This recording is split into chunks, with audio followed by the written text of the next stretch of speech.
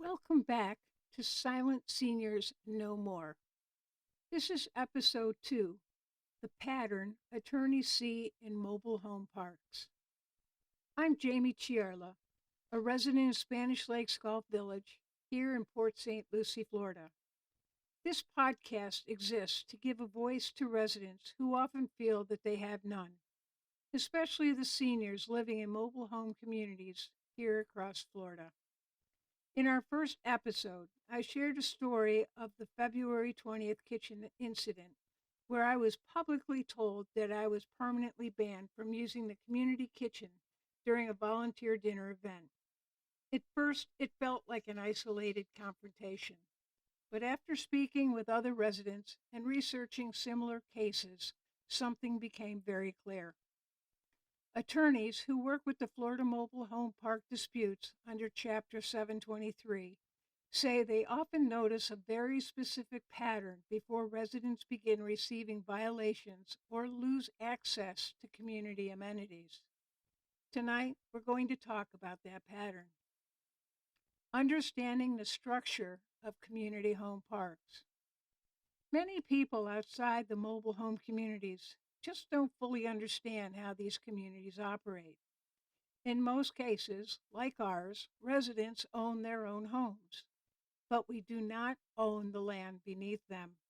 Instead, we lease the lot from the park owner. Because of this structure, management often controls community rules, inspections, recreation facilities, and enforcement of park policies. Florida law, particularly Chapter 723 of the Florida Statutes, also known as the Florida Mobile Home Act, was designated to balance these powers and protect the residents. But disputes sometimes arise when residents begin asking questions and becoming more active in community affairs. The four-step patterns that attorneys often notice. Attorneys and resident advocates say that when conflicts develop in mobile home parks, the timeline often follows a similar pattern. Residents become active. The first step usually begins when a resident becomes more involved in the community. They may organize activities, advocate for the neighbors, question management decisions, or communicate frequently about community issues. This type of involvement can strengthen a community, but it can also create friction and disagreements do arise. Increased scrutiny. The second stage often involves increased attention towards that resident. Residents sometimes begin receiving inspection notices, warnings about rules, letters from the management, or monitoring of their activities. In many cases, the issues cited may be things that were previously overlooked or handled informally. To residents, the shift can feel sudden. Restrictions on the participation.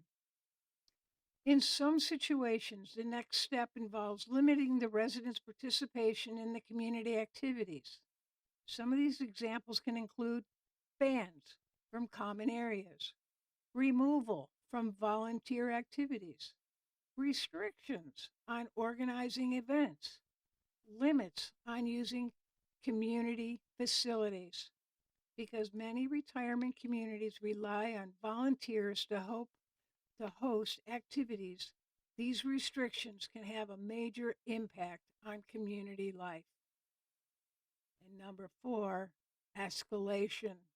If the dispute continues, it may escalate further. This can include formal violation notices, lease disputes, eviction warnings, and or legal action. At this stage, attorneys say that the timeline of events become extremely important. When documentation shows the sequence clearly, judges and mediators often examine whether the actions taken appear reasonable or potentially retaliatory. Why documentation is so important. One thing attorneys consistently emphasize is documentation, not assumptions, not rumors, documentation. This can include written notices, emails or letters, witness statements, timeline of events, and copies of leases or community rules. When these records are organized, they help show the full picture of what actually happened, and that can be very important if a dispute ever reaches mediation, regulation, or the courts. Why this matters for seniors? Across Florida, hundreds of thousands of seniors live in mobile home parks. Many choose these communities because they are affordable and offer a strong sense of community. Most residents simply want to live peacefully, enjoy the facilities they pay for, and participate in the community life.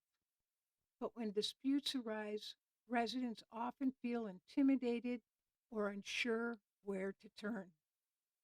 That's one of the reasons this podcast exists, because information and conversation can empower the people.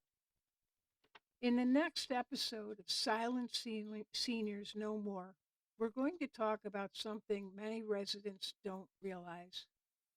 What Florida law actually says about access to community amenities. There is a small clause in Florida law that attorneys frequently highlight when arguing that a park may have exceeded this authority. Understanding that language could make a big difference for residents across the state.